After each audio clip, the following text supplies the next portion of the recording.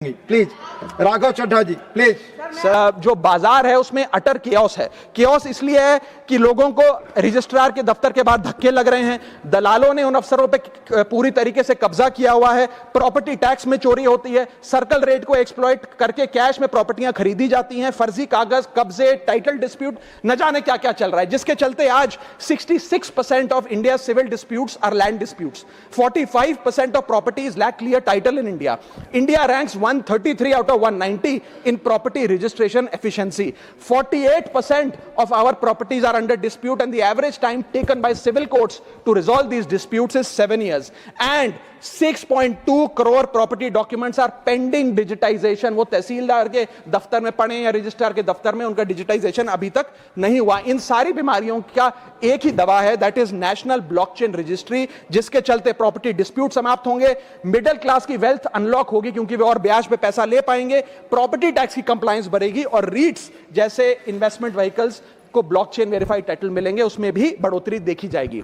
इसी के साथ साथ सर दुनिया के कई देशों ने इसे लागू कर दिया है। स्वीडन में यह लागू है जहां पर एक दिन में आप प्रॉपर्टी का ट्रांजैक्शन कंप्लीट कर सकते हैं, वहां डिस्प्यूट रेट 2% है। जॉर्जिया में है जहां 3 दिन में प्रॉपर्टी का ट्रांजैक्शन खत्म हो जाता है, डिस्प्यूट रेट 1% है। और यूएई में है जहां 10 मिनट में आप अपनी प्रॉपर्टी खरीद बेच सकते हैं, वहां डिस्प्यूट रेट 1% से भी नीचे। और वहां हिंदुस्तान में प्रॉपर्टी बेचनी हो तो 2 से 6 महीने लगते हैं और 48% डिस्प्यूट रेट है।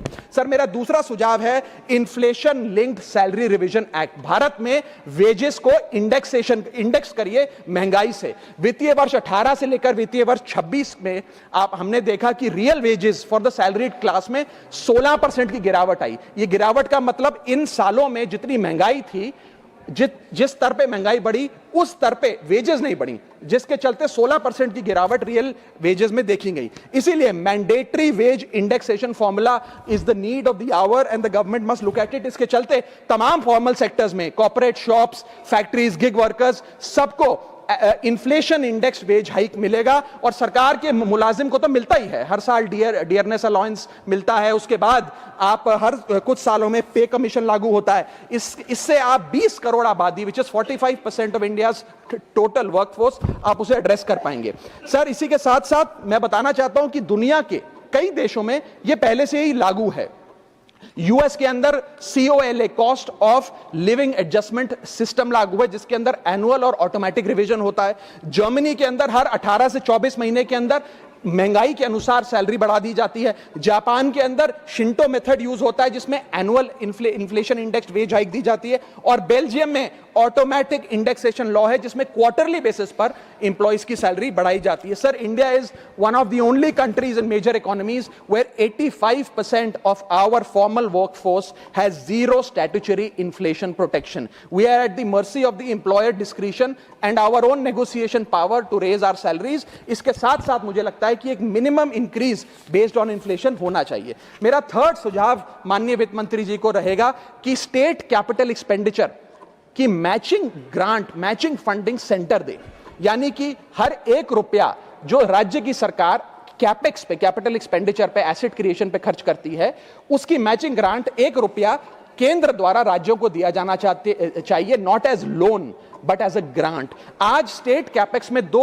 बॉटलनेक्स है। पहला बॉटलनेक है बोरोइंग कैप, यानी कि कोई भी राज्य अपने स्टेट जीडीपी से 3% से ज्यादा ब्याज पर पैसा नहीं ले सकता, वो कैपेक्स पे नहीं खर्च करता, वो तमाम तरीके के ऑपरेशनल खर्चे करता है। और सेकंड प्रॉब्लम है कि अगर केंद्र सरकार पैसा देती भी है राज्यों को कैपेक्स के लिए, वो लोन की सूरत में देती है और कंडीशनल लोन की किस एसेट पे कितना खर्च होगा, एक कंडीशनल लोन दिया जाता है। मेरा सुझाव है that replace this loan with conditions given by the centre to grant with trust, grant based on trust by the centre. Sir centre को आने वाले 5 वर्षों के लिए 1.5 लाख करोड़ आवंटित करना चाहिए, not as loan but as these capex grants, ताकि राज्यों में सड़कें बने, इरिगेशन नेटवर्क बने, लोकल पावर इंफ्रास्ट्रक्चर बने, ड्रिंकिंग वाटर सैनिटेशन हो और अर्बन इंफ्रास्ट्रक्चर में एसेट क्रिएशन, एसेट फॉर्मेशन किया जाए।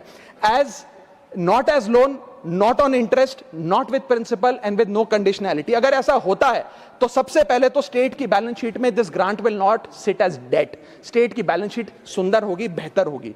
दूसरा, खुलकर राज्य कैपेक्स पर खर्च कर पाएंगे। Third, it will be a high growth and a high job creator, ये ग्रोथ मल्टीप्लायर और जॉब क्रिएटर के तौर पे इसका इस्तेमाल होगा, क्योंकि हर एक रुपया जो आप कैपेक्स पे खर्च करते हैं उससे भारत का जीडीपी 2 से 3 रुपए बढ़ता है in a span of 3 to 5 years।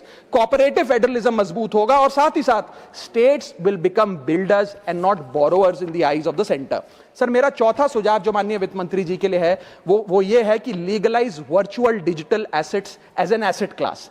India में अभी सर वैसे ही डी फैक्टो लीगलाइज टैक्सेशन है वर्चुअल डिजिटल एसेट्स, यानी कि crypto currency, stable coin etcetera, क्योंकि अगर उनकी खरीद बेच पर कोई मुनाफा होता है तो 30% फ्लैट इनकम टैक्स लगता है और 1% ट्रांजैक्शन टैक्स जो अपनी वस्तु बेच रहा है उसे सरकार को जमा कराना पड़ता है। But they are somehow not recognised as an asset class. VDS जो वर्चुअल डिजिटल एसेट्स है, इन्हें एक एसेट क्लास का दर्जा नहीं दिया गया, जिसके चलते कोई डेडिकेटेड लाइसेंसिंग लॉ नहीं है, कोई क्लियर कंज्यूमर या इन्वेस्टर प्रोटेक्शन कानून नहीं है, एएमएल कानून यानी कि एंटी मनी लॉन्ड्रिंग गाइडलाइंस और डायरेक्शंस इस एसेट क्लास के लिए नहीं है, and there is of course no explicit legal classification. As a result what has happened is that 4.8 lakh crore trade in this virtual digital assets has moved offshore. Bharat के बाहर निकलकर वो अन्य देशों में, दुबई, सिंगापुर, मलेशिया और अन्य देशों में इसका ट्रेड हो रहा है जो भारतीय कर रहे हैं। Second thing that has happened is that 73% of India's crypto trading volume in financial year 25 has moved to offshore exchanges. What has further happened is that 180 virtual digital asset startups have moved to countries like Dubai and Singapore, and as a result जो देश, भारत देश के 12 करोड़ ऐसे लोग हैं जो इन virtual digital assets में, crypto में, आरडब्ल्यूए यानी कि रियल वर्ल्ड एसेट में, स्टेबल कॉइन में इन्वेस्ट करना चाहते हैं, वो ऑफशोर जाकर इन्वेस्ट कर रहे हैं। जरूरत है कि हम कंप्लायंस हिंदुस्तान में लागू करें, उसे हेविली रेगुलेट करें, लेकिन उसे ऑनशोर लाएं। इसके चलते अगर ऐसा होता है तो सरकार के खजाने में 15 से 20 हजार करोड़ रुपए का इजाफा होगा, उन्हें उतना टैक्स मिलेगा। और इसी के साथ साथ मैं सरकार को कहना चाहता हूं that we currently tax these virtual digital assets as if they are legal, but we regulate them as if they are illegal। मेरा सुझाव है कि इसे heavily regulate करिए, रिंग फेंस करिए इस इकोसिस्टम को, AML गाइडलाइंस यानी कि एंटी मनी लॉन्ड्रिंग कानून और मजबूत करिए, लेकिन prohibition is not protection, regulation is protection। Thank you so much, sir। Thank you, धन्यवाद माननीय राघव चड्ढा जी।